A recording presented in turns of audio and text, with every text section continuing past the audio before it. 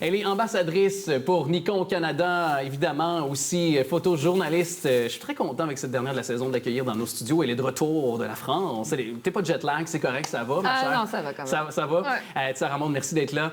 C'est à toi de me recevoir. Ben, ça fait grand plaisir. Toujours un plaisir. Ben, énormément pour moi aussi. Réciproque. OK, ça finit l'amour. Oui, on y c'est va ça, dans on le y vif va. du sujet. Ben oui. On y va. Hey, non, mais tu veux nous parler de la différence entre la photo et le photomontage? Oui, absolument. Je me suis posé la question parce que je regarde beaucoup les réseaux sociaux comme bien du monde et souvent, je suis impressionnée de voir des paysages, par exemple, qui sont très beaux. Des fois, moi, en tant que photographe, je me dis, mais comment il a fait? À quelle heure il s'est levé?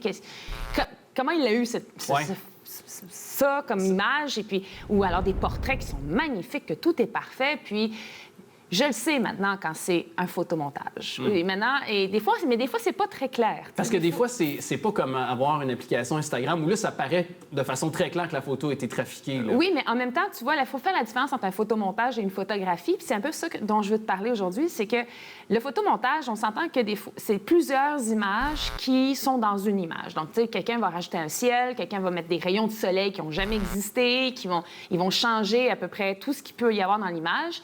Et c'est pas toujours évident. On parle pas des images évidentes où tu as un citron, par exemple, puis quand tu regardes l'intérieur, c'est un kiwi dedans. Ouais. Mais je veux dire des images où des fois, tu sais plus si c'est des photomontages ou si c'est une vraie réalité. Et donc, je me suis posé la question, est-ce qu'il faudrait peut-être le spécifier? Ouais. Parce que j'ai fait une corrélation avec, si tu veux, à l'époque où on faisait beaucoup de retouches de magazines et tout ça, où ce n'était pas indiqué. Ouais. Et au jour d'aujourd'hui, c'est devenu très commun maintenant que les femmes se font retoucher à l'extérieur. Ouais, donc, oui. est-ce qu'il y a une influence? Puis est-ce que, aussi pour un photographe, par exemple, dans votre domaine, là, je vais peut-être un petit peu m'éloigner, mais en même temps, dans votre domaine, ceux qui font ça et ceux qui ne le font pas, il n'y a pas un côté éthique aussi à travers ça qui peut se poser comme question également? Bien, c'est pour ça que je me pose la question s'il faudrait le spécifier. Ouais, parce ben qu'en c'est ça. fait, il y a un côté éthique, mais on ne se posait pas la question il y a déjà 20 ans quand on commençait à retoucher les images des femmes et tout ça. On se posait pas la question. Mais la photo était peut-être moins accessible aussi à cette époque-là, dans le sens que tout le monde maintenant peut s'acheter un bon appareil ou peut, même avec son téléphone intelligent. Non, en fait, ce qui est intéressant maintenant, c'est que moi, par exemple, quand je retouche pas mes images, c'est ce qui arrive souvent, je le marque sans retouche, parce que c'est rendu rare maintenant qu'une image soit pas retouchée. Et moi, je pense que oui, c'est la question que je me pose, pour ça que je l'amène, c'est est-ce qu'on devrait le spécifier? Parce que ça m'a fait réaliser, est-ce qu'on n'en vient pas à ne plus apprécier notre réalité? Quand on regarde un paysage dehors, on dit « Ah, mais je l'ai vu plus beau en photo », mais des fois, c'est tellement refait et remodifié que ça n'existe même pas. Donc, est-ce que ça amène une distanciation entre la réalité et un perfectionnisme idéalisé de la réalité? Et c'est ça que je trouve intéressant. C'est pour ça qu'il faudrait le spécifier, je pense. OK. Puis comment, pour le commun des mortels qui nous écoute actuellement, le dépister que c'est une photo... parce que tu le disais tantôt, des fois, c'est très minime, c'est subtil. On ne peut pas nécessairement le détecter à l'œil nu. Donc, comment on peut départager le vrai du faux, je vais le dire comme ça? Bien, justement, moi-même, souvent, je me fais avoir. Ah ouais, tu te fais avoir toi aussi? Oui, là. mais on parle pas de portraits où on voit que ça a été retouché, les yeux sont éclairés.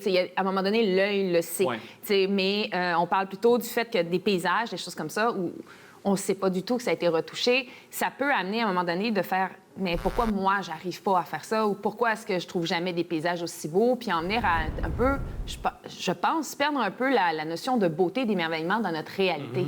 Et je posais la question par rapport aux femmes retouchées parce que maintenant, c'est devenu commun.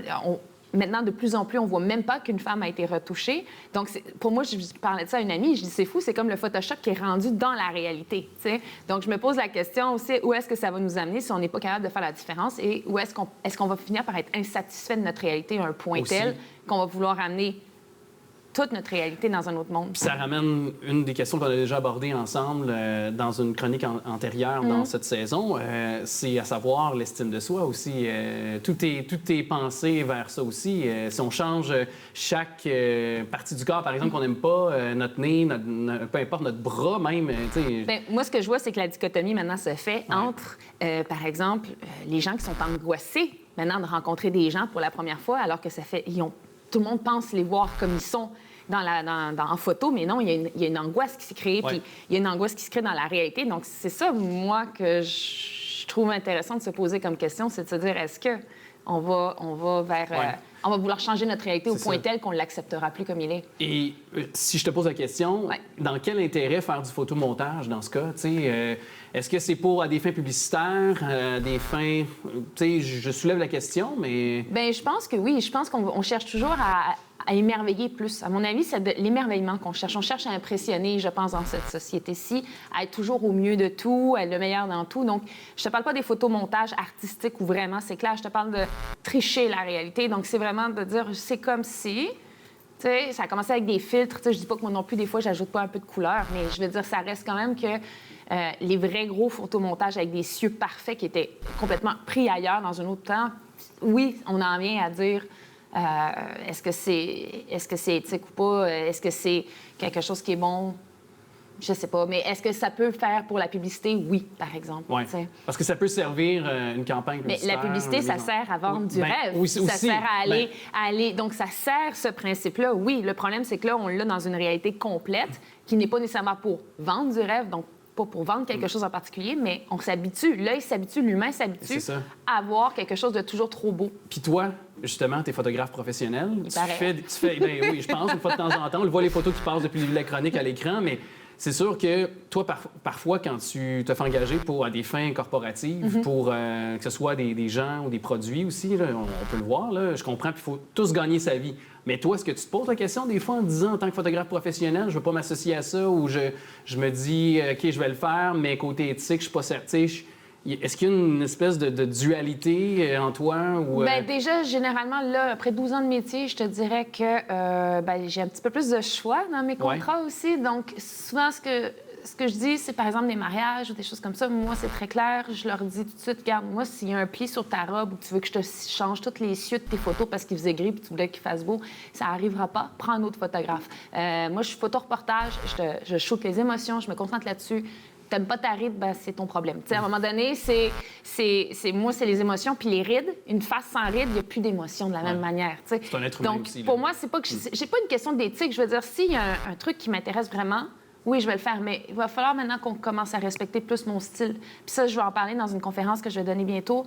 C'est qu'à un moment donné, à force de vouloir plaire à tout le monde, tu deviens beige. Et donc, ton style à toi en tant que photographe, il se développe pas. Et ça fait en sorte que ta griffe, elle se développe pas. Et donc, c'est pas une question d'éthique, c'est une question d'affirmer, d'affirmation, tu sais. C'est ça, et peut-être de créativité, de rendu Par contre, si c'est entendu qu'on va complètement dans la créativité, la folie, puis tout ça, oui, là, ça me dérange pas, parce que c'est une créativité, tu sais. Exact. Bien, en tout cas, c'est bien intéressant ce que tu nous as jasé, Sarah Maud. Je te dis à bientôt, parce que j'espère te revoir la saison prochaine. Écoute, l'avenir le dira. Bien, j'ose... J'aimerais ça, moi aussi. Bien, j'aimerais ça. En tout cas, tu es invité. Okay. Ça, c'est même enregistré. Et je te dis merci, un bel été à toi. Bien, merci à toi aussi, Alex.